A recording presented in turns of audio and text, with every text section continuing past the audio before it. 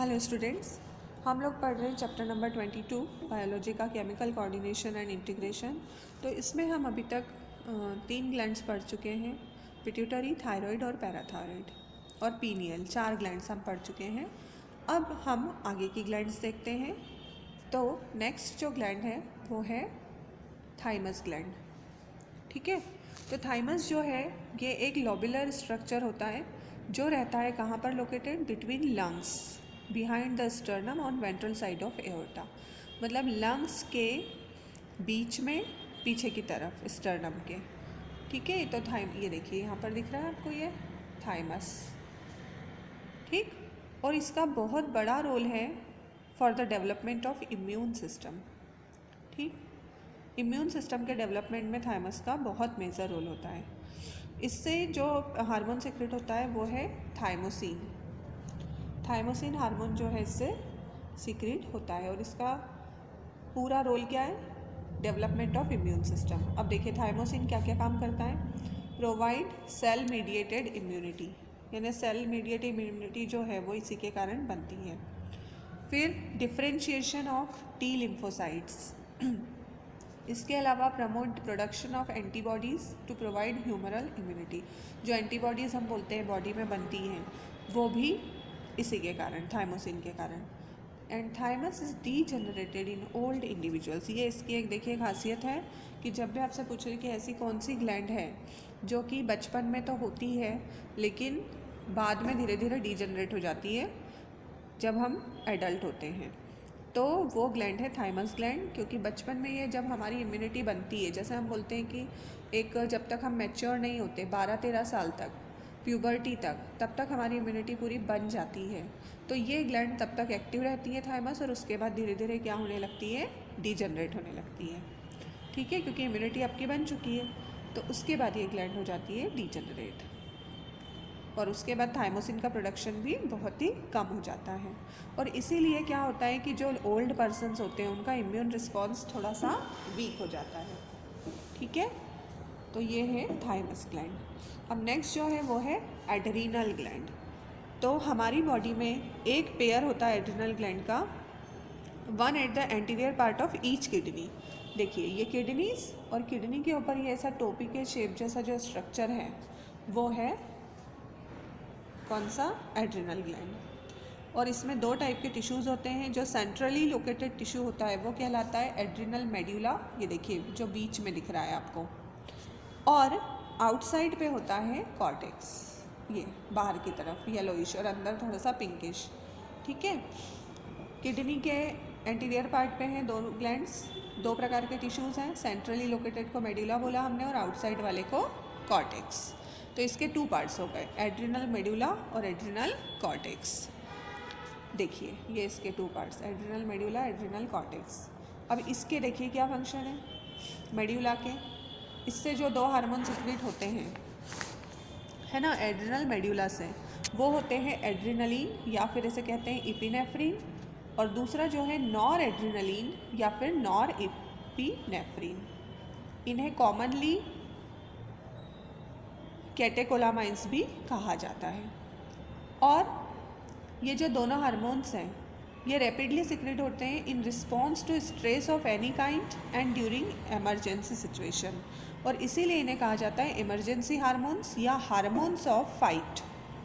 ये जो दोनों हैं ये कब सिक्रेट होते हैं, जब हम किसी स्ट्रेस में हैं, अचानक से कोई ऐसी कंडीशन आ रही है इमरजेंसी की, है ना, डर लग रहा है हमको, अचानक हम किसी चीज़ से डर रहे हैं, एकदम से किसी बात पे गुस्सा हो रहे हैं, हैप्पी हो रहे हैं, तो उस समय पे ये हार्मोन सिक्रेट होते हैं, और इसीलिए इन्हें कहा जाता है इमरजेंसी हार्मोन या हार्मोन ऑफ फाइट।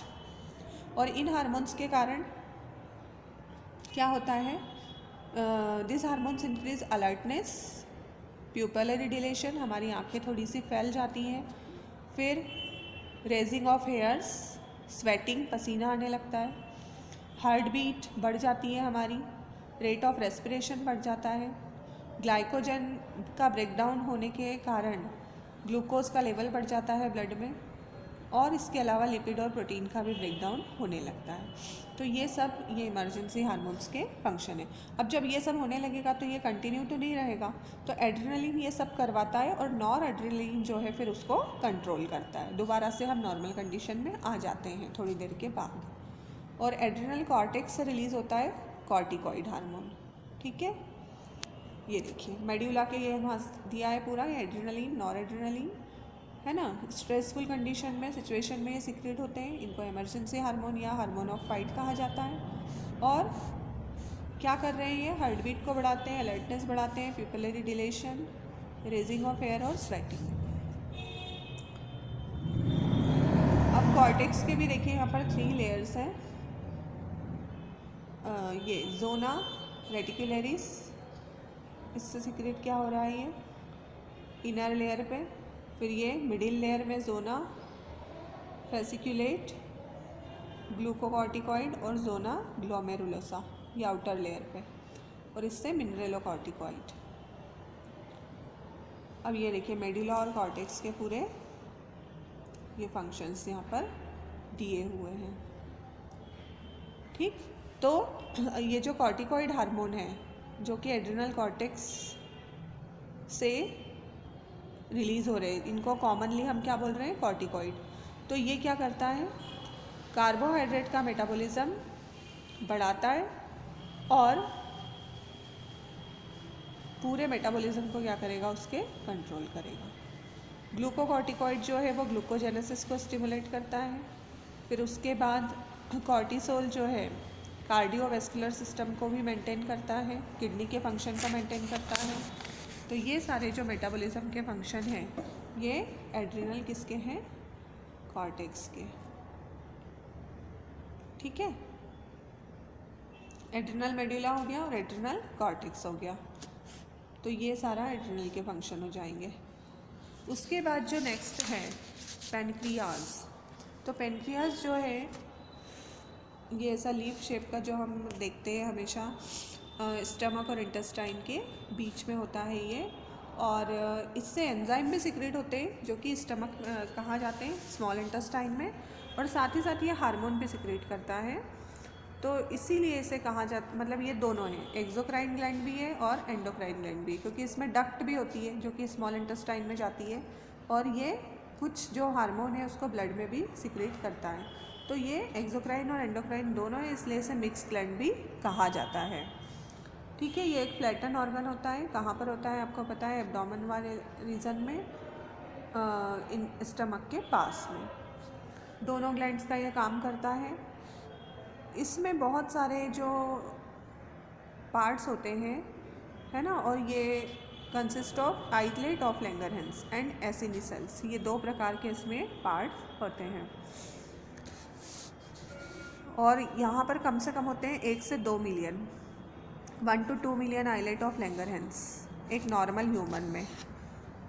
ठीक, और यहाँ पर 2 टाइप की सेल्स होती हैं इन आइलेट ऑफ लैंगरहैंस में, जिन्हें कहते हैं अल्फ़ा सेल और beta cells.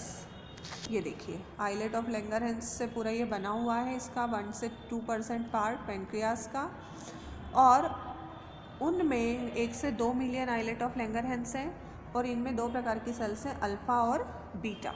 Alpha cell secrete करती है हार्मोन ग्लूकेजन और बीटा सेल सिक्रीट करती है इंसुलिन।